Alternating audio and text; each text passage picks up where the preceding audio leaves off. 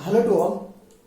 आज का इस वीडियो में हमारा टॉपिक है अंतःप्रदिवी जालिका।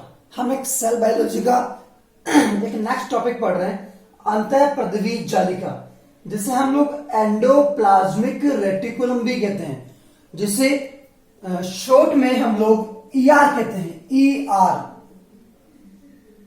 Endoplasmic reticulum, अंतःप्रदिवी जालिका। देखिए, वैसे तो अंतःप्रदिवी जो जालिका है इसको हम लोग झिल्लियों का तंत्र भी कहते हैं। किसका तंत्र कहते हैं? झिल्लियों का तंत्र। अब देखिए, इसे झिल्लियों का तंत्र क्यों कहते हैं? देखिए, आपके सामने एक कोशिका आपको नजर आ रही है। इस कोशिका में देखिए बीच में सेंटर में केंद्रक है, और ये जो एंडोप्लाज्मिक रेटिकुलम अंतःप्रदिवी जालिका है, ये देखिए, ये यहां पर कोशिका झिल्ली और ये केंद्रक झिल्ली दोनों से जुड़ी हुई है।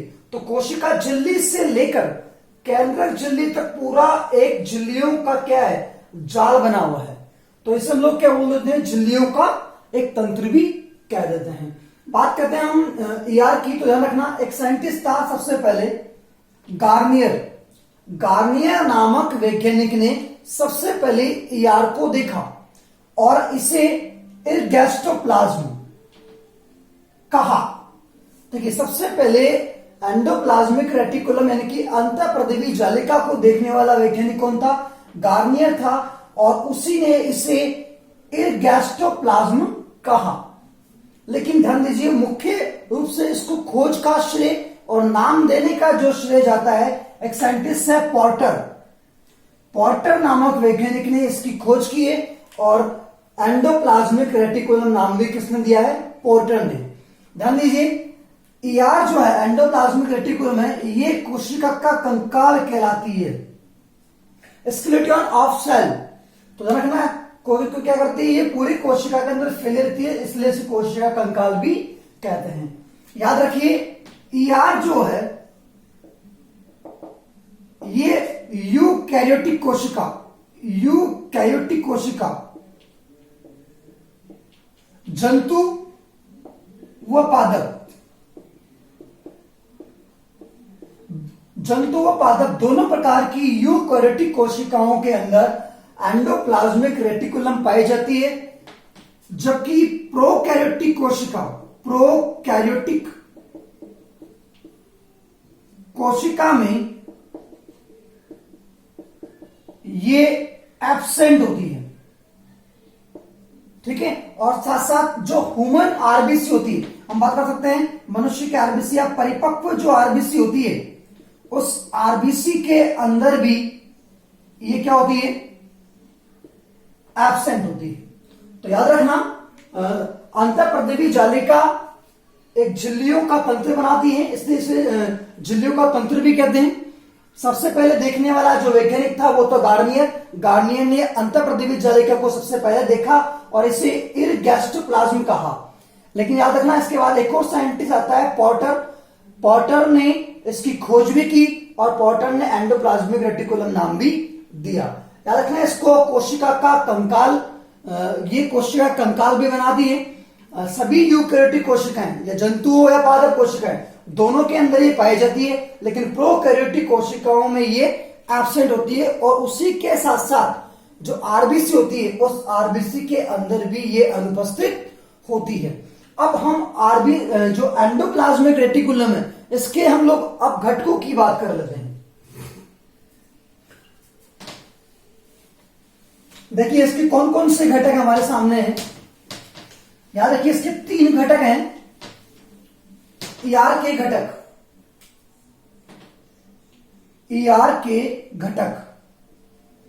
देखिए इसके 3 घटक हैं।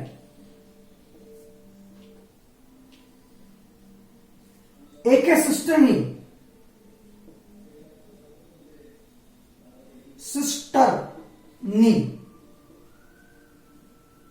एक है वेसिकल, और एक है ट्यूबुल्स। हम लोग वेसिकल्स जो है इसको ट्यूबुल्स को नलिकाएं कहते हैं, इनको पुटिकाएं कहते हैं, इनको सिस्टर्नी कहते हैं।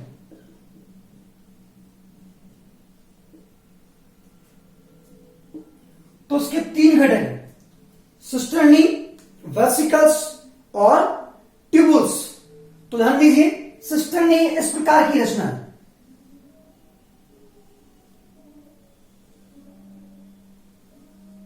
स्टेप्स हैं, याद रखना, ये अशाखित चपटी रचनाएं होती है, अशाखित चपटी रचनाएं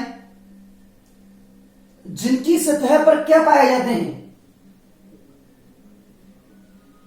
राइबोसोम प्रेजेंट। याद रखना, ये चपटी अशाखित रचनाएं होती है जिनकी सतह पर क्या पाए जाएंगे, राइबोसोम पाए जाएंगे, वो सिस्टर्नी कहलाती है। नेक्स्ट है हमारे पास वेसिकल। देखिए, ये गोलाकार या अंडाकार रचनाएं हैं, स्टेप्स हैं। ये गोलाकार या अंडाकार रचनाएं होती है, वेसिकल्स यानी कि पुट्टिकाएं, जिनमें याद रखना जिनका मुख्य कार्य होता है संग्रह करना। याद रखना, ये विभिन्न प्रकार के पदार्थों का संग्रह करने का कार्य करती है, वेसिकल्स यानी कि पुट्टिकाएं। हम बात कर रहे हैं नलिका यानी कि ट्यूबल्स। देखिए, ट्यूबल्स जो होती है ये स्टेप्स हैं।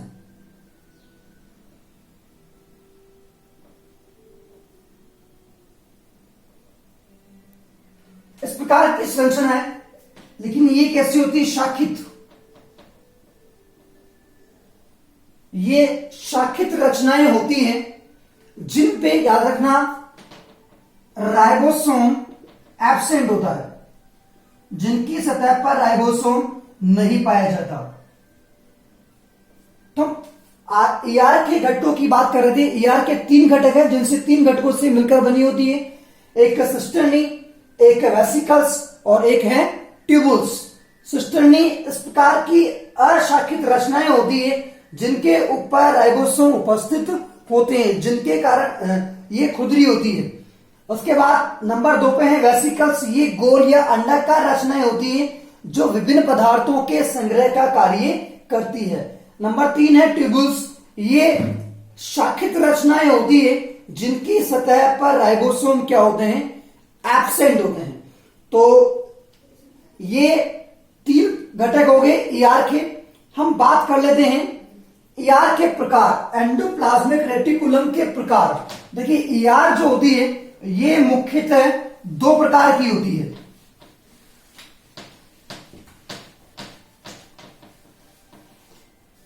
ईआर के प्रकार, ईआर के प्रकार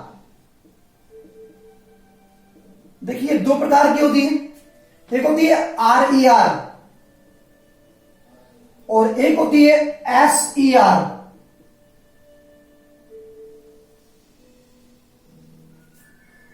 दो प्रकार की है। आरईआर का मतलब होता है खुदरी यानी कि रफ एंडोप्लाज्मिक रेटिकुलम, और एसईआर का मतलब होता है चिकनी अंतःप्रदिवी जालिका, स्मूथ एंडोप्लाज्मिक रेटिकुलम।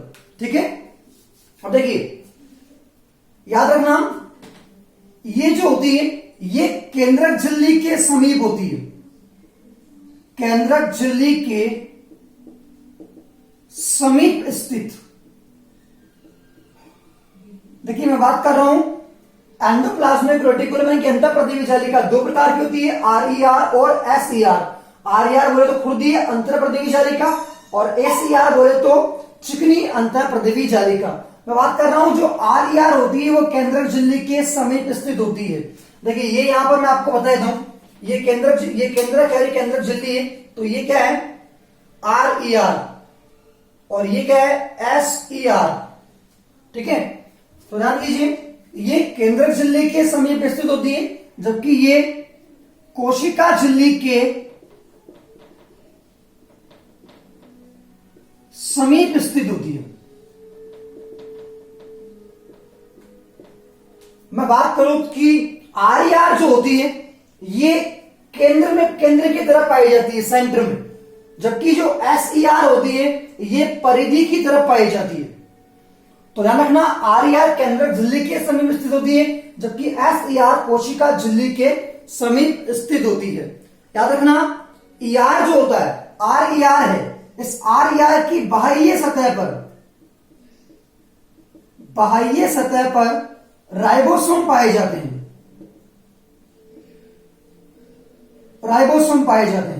बाह्य सतह पर क्या पाए जाएंगे? राइबोसोम। और इन्हीं राइबोसोम के कारण क्या होती है? ये कैसी होती है? खुरदरी।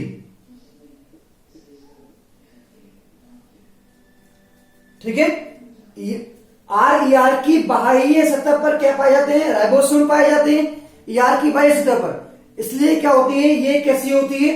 खुरदरी होती है। जबकि जो SER होती है, इसकी सतह पर राइबोसोम क्या होते हैं? राइबोसोम जो होते हैं वो एब्सेंट होते हैं, राइबोसोम नहीं पाए जाते। इसलिए ये कैसी होती है? स्मूथ होती है, चिकनी होती है। नेक्स्ट में बात कर लूं तो याद रखना RER होती है, इसमें जो RER की मैं बात कर रहा हूं, यानी कि रफ एंडोप्लाज्मिक रेटिकुलम में, तो इसमें दो राइबोफ्लोइन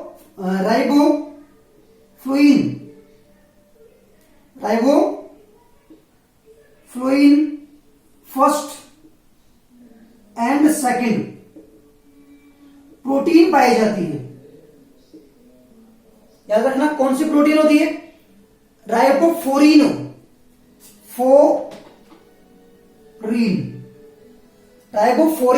फर्स्ट और सेकंड प्रोटीन पाई जाती है।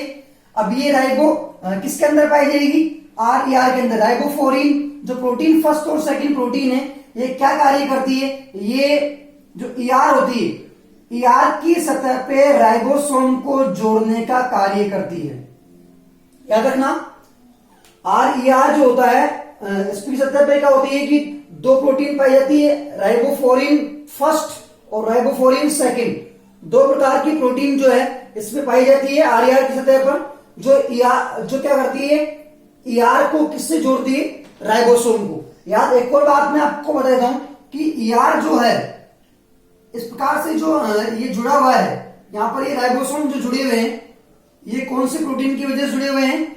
राइबोफ्लोरिन प्रोटीन की वजह से ये जुड़े हुए हैं। याद रखना मैंने आपको राइबोसोम पढ़ाया था, राइबोसोम की दो इकाई होती है, एक छोटी इकाई और एक बड़ी इकाई। ठीक है, याद रखना ER जो होता है, ER की सतह से जो राइबोसोम की जो बड़ी इकाई होती है वो हमेशा वही आके जुड़ती है, छोटी इकाई कभी आकर नहीं जुड़ती है। बड़ी इकाई हमेशा राइबोसोम की जो बड़ी इकाई होती है वो ER की सतह से आकर जुड़ती है। अगर मैं SER की बात कर लूं तो इसके अंदर जो राइबोफ्लोरिन जो प्रोटीन है वो क्या होती है? एब्सेंट होती है। यहां राइबोफ्लोरिन प्रोटीन इसके अंदर नहीं पाई जाती। याद रखना ये RER जो है ये स्थायी रचना है, जबकि मैं अगर SER की बात कर लूं ये अस्थायी रचना है, यानी कि स्टेबल होती है। ठीक है, तो ये RER कैसी रचना होती है? स्थायी रचना होती है, जबकि SER कैसी रचना होती है? अस्थायी रचना होती है। याद रखना RER हमेशा उन कोशिकाओं में पाई जाती है जहां पर प्रोटीन का निर्माण होता है, या कह सकते हैं प्रोटीन बनते हैं, तो ये वहां पर ही पाई जाएगी हमेशा प्रोटीन का निर्माण। जिन कोशिकाओं में प्रोटीन का निर्माण ज्यादा होता है या प्रोटीन ज्यादा होता है वहीं पर ये पाई जाती है RER। जबकि अगर मैं SER की बात कर लूं तो ये वहां पाई जाती है जहां पर लिपिड और ग्लाइकोजन ज्यादा मात्रा में होते हैं, या जिनमें लिपिड और ग्लाइकोजन बनते हैं। तो ये दो प्रकार की अंतःप्रतिवी जालिकाएं होती है, RER और SER। RER जो होती है हमेशा केंद्रक झिल्ली के समीप पाई जाएगी, और इसकी बाह्य सतह पर क्या चिपके रहते हैं, जुड़े रहते हैं, राइबोसोम जुड़े होते हैं। इसके कारण इसकी सतह कैसी होती है? खुरदरी होती है। इसमें राइबोफ्लोरिन फर्स्ट और सेकंड प्रोटीन पाई जाती है जो ER की सतह पर राइबोसोम को जोड़ती है। राइबोसोम की हमेशा बड़ी इकाई आकर जुड़ती है। याद रखना ये स्थायी रचना होती है और ये उन जगह पर पाई जाती है जहां पर प्रोटीन का निर्माण ज्यादा होता है। जबकि मैं एसईआर की बात कर लूं तो ये कोशिका झिल्ली के समीप यानी कि परिधि की तरफ पाई जाती है। इसमें राइबोसोम यहाँ एब्सेंट होते हैं, इसके कारण चिकनी होती है। राइबोफ्लोरिन प्रोटीन जो होती है यहाँ पर एब्सेंट होती है, ये अस्थायी रचना है। और जबकि ये उन कोशिकाओं के अंदर ज्यादा पाई जाती है जहां पर लिपिड व ग्लाइकोजन का निर्माण होता है। तो मैं बात कर लेता हूं, अगर मैं आरईआर के कार्य की बात करूं तो याद रखना आरईआर का मुख्य जो कार्य होता है, इसका कार्य होता है प्रोटीन का निर्माण करना, प्रोटीन का निर्माण करना, ठीक है। जबकि मैं एसईआर की मैं बात कर लूं तो इसका मुख्य कार्य होता है लिपिड का निर्माण करना, लिपिड का निर्माण करना। तो ये ईआर के प्रकार थे। अब मैं बात कर लेता हूं यहां पर ईआर के कार्यों की। ईआर के कार्य देखिए, ईआर के कार्य देखिए, पहला तो ये, क्योंकि आपको पता है ये कोशिका का कंकाल बनाती है, इसका पहला कार्य है कोशिका का कंकाल बनाना, कंकाल बनाती है। अगर मैं दूसरा कार्य की बात कर लूं तो परिवहन करना, परिवहन करना कैसे? आपको पता है ये कोशिका झिल्ली और केंद्रक झिल्ली दोनों से जुड़ी हुई कोशिकांग है, तो ये पूरे में फैला होता है। तो ये यहां से लेके यहां तक यानी कि कोशिका झिल्ली से लेके केंद्रक झिल्ली तक क्या करता है? पदार्थों का ये परिवहन करने का कार्य भी करता है। तीसरा मैं बात कर लूं, मैंने आपको पढ़ाया था अभी प्रोटीन का निर्माण करना, प्रोटीन का निर्माण। चौथा मैं बात कर लेता हूं, देखिए जो ईआर के जो टुकड़े होते हैं, ईआर के टुकड़े ये सीडब्ल्यू का निर्माण करते हैं। सीडब्ल्यू जानते हो ना, सेल वॉल, सेल वॉल का निर्माण भी कौन करते हैं? ईआर के टुकड़े सेल वॉल का निर्माण करते हैं। एक प्रक्रिया मैं आपको बताता हूं, यहां पर इंपोर्टेंट है, कई बार आ जाती है, ग्लाइकोजिनोलाइसिस। ग्लाइकोजिनोलाइसिस क्या होता है? ग्लाइकोजिनोलाइसिस ये भी कार्य करती है। देखिए जो ग्लाइकोजन होता है, ग्लाइकोजन, इस ग्लाइकोजन को ये किसमें कन्वर्ट करती है? ग्लूकोज में। तो याद रखना, देखिए ग्लाइकोजिनोलाइसिस तो यानी कि ग्लाइकोजन, लाइसिस का मतलब टूटना, यानी कि ग्लाइकोजन होता है, ग्लाइकोजन को किसमें तोड़ दिए? ग्लूकोज में, और उसी प्रक्रिया को क्या बोल देते हैं? ग्लाइकोजिनोलाइसिस। तो याद रखना ये ग्लाइकोजिनोलाइसिस की जो प्रक्रिया होती है, इस क्रिया को भी ये करती है, या हम कह सकते हैं कि ये ग्लाइकोजन को ग्लूकोज में तोड़ने का कार्य भी करती है। तो ये ईआर के कुछ मुख्य कार्य थे। नेक्स्ट टॉपिक के अंदर हम नेक्स्ट वीडियो के अंदर हम नेक्स्ट टॉपिक के बारे में चर्चा करेंगे। थैंक यू, जय हिंद।